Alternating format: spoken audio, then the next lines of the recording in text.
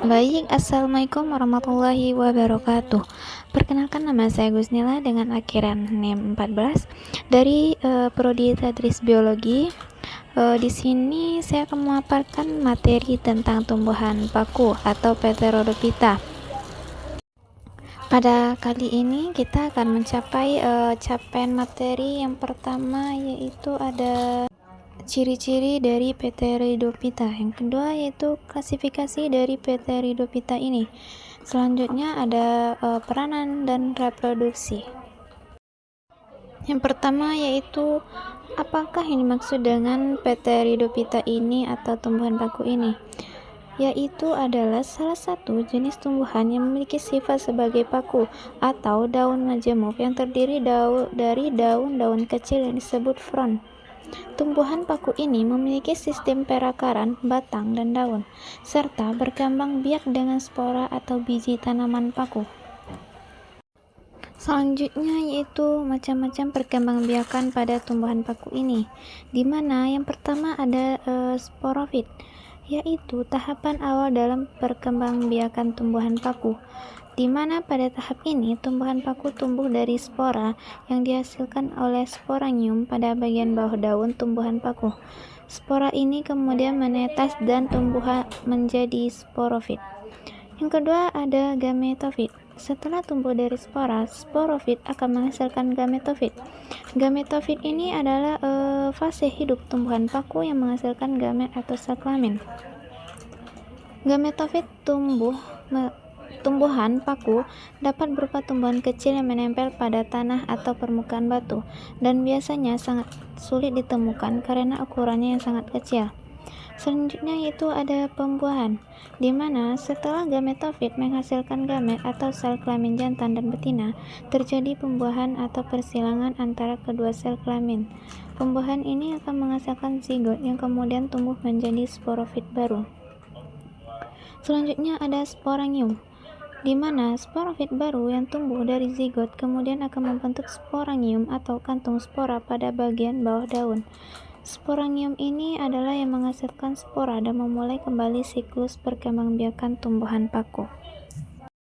Selanjutnya yaitu ada klasifikasi dari tumbuhan paku, di mana terdiri dari 12.000 spesies yang tersebar di seluruh dunia dan memiliki kondisi iklim yang berbeda-beda.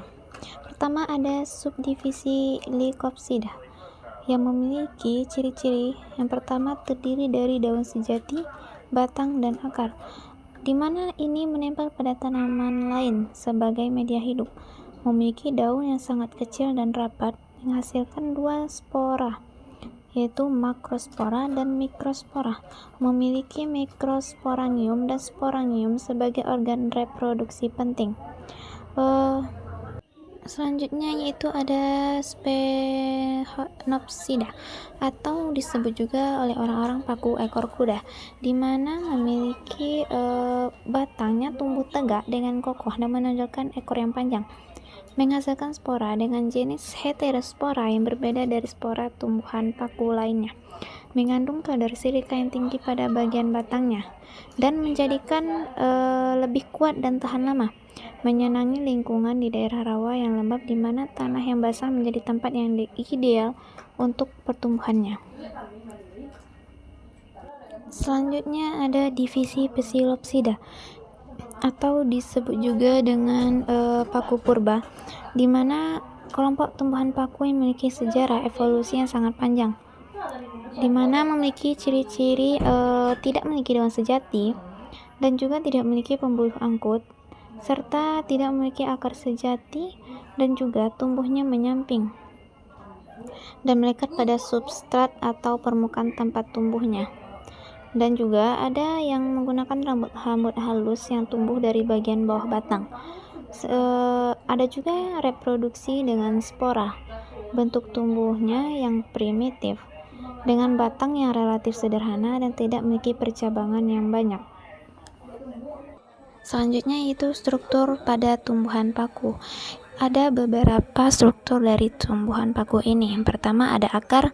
Tumbuhan paku sejati memiliki akar yang berkembang secara luas di dalam tanah. Akar ini berfungsi untuk menyerap air dan nutrisi dari tanah tersebut. Kedua ada batang. Batang pada tumbuhan paku sejati biasanya terdiri dari beberapa segmen atau ruas yang dapat dipisahkan satu sama lain. Segmen-segmen ini biasanya berjumlah sekitar 6-8 tergantung pada spesiesnya tersebut. Selanjutnya ada daun. Daun pada tumbuhan paku sejati berbentuk majemuk atau komposit. Setiap daunnya terdiri dari beberapa bagian disebut sebagai pinna. Pinna tersebut terdiri dari serangkaian daun kecil yang disebut frond. Selanjutnya ada sistem pembuluh. Tumbuhan paku sejati memiliki sistem pembuluh yang terdiri dari pembuluh angkut jenis xilem dan phloem yang terletak di bagian tengah batang. Pembuluh angkut xilem pada tumbuhan paku sejati berfungsi untuk mengangkut air dan mineral dari akar ke daun. Sedangkan pembuluhan angkut phloem berfungsi untuk mengangkut hasil fotosintesis dari daun ke seluruh bagian tumbuhan. Selanjutnya yaitu ada sistem reproduksi. Sistem reproduksi pada tumbuhan paku sejati dilakukan dengan menggunakan spora. Spora dihasilkan pada bagian bawah daun yang disebut sebagai sporangium. Lalu spora tersebut akan tumbuh menjadi protalium yang merupakan bentuk awal tumbuhan paku sejati yang masih sangat kecil. Selanjutnya yaitu ada adaptasi. Tumbuhan paku sejati ini memiliki beberapa adaptasi yang memungkinkannya untuk tumbuh di berbagai lingkungan seperti misalnya daerah tropis, subtropis, dan temperate. Salah satu adaptasi yang dimiliki oleh tumbuhan paku sejati adalah kemampuan untuk hidup di lingkungan yang lembab dan banyak mendapatkan sinar matahari. Selain itu, tumbuhan paku sejati juga memiliki sistem pembuluh yang lebih kompleks dibandingkan dengan tumbuhan paku yang ada di paku lainnya, sehingga dapat mengangkut air dan nutrisi dengan lebih efisien. Selanjutnya itu ada ciri-ciri dari tumbuhan paku. Yang pertama yaitu paku ini memiliki akar, batang, dan daun sejati. Ciri utama dari tumbuhan paku adalah memiliki akar, batang, dan sejati. Akar pada tumbuhan paku berfungsi untuk menyerap air dan nutrisi dari tanah. Batang pada tumbuhan paku biasanya terdiri dari beberapa segmen atau ruas yang dapat dipisahkan satu sama lain. Sedangkan daun pada tumbuhan paku sejati berbentuk majemuk atau komposit. Setiap daunnya terdiri dari beberapa bagian disebut sebagai pinna. Selanjutnya itu memiliki pembuluh angkut, di mana terdiri dari dua. Yang pertama ada xilem, yaitu pada tumbuhan paku berfungsi untuk mengangkut air dan mineral dari akar ke daun. Yang kedua ada phloem, yaitu pembuluh angkut phloem berfungsi untuk mengangkut hasil fotosintesis dari daun ke seluruh bagian tumbuhan. Selanjutnya ada hidup di lingkungan yang lebih basah. Tumbuhan paku lebih banyak ditemukan di lingkungan yang lembab seperti misalnya hutan-hutan tropis dan subtropis. Hal ini karena tumbuhan paku membutuhkan air yang cukup untuk melakukan fotosintesis dan untuk menghasilkan spora.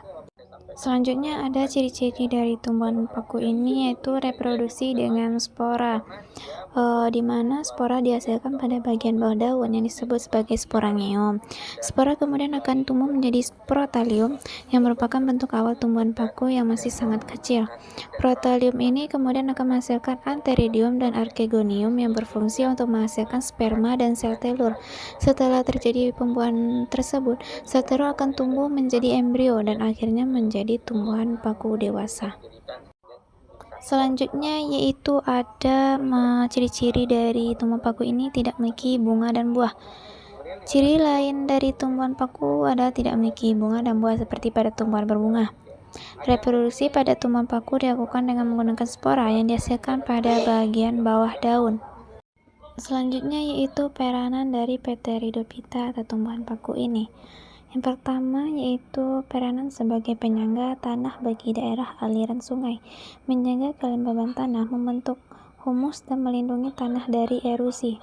Yang kedua yaitu ada peranan ekonomi, yaitu sebagai tanaman hias, sebagai obat-obatan, dan juga untuk kebutuhan sehari-hari sebagai sayur-sayuran. Ini sangat berpengaruh pada habitat atau tempat hidup bagi tumbuhan paku sebagai tempat berkembang biak dan kelestarian tumbuhan paku. Baik, sekian pemaparan materi tentang Pteridophyta atau tumbuhan paku dari saya. Saya ucapkan terima kasih atas perhatiannya. Assalamualaikum warahmatullahi wabarakatuh.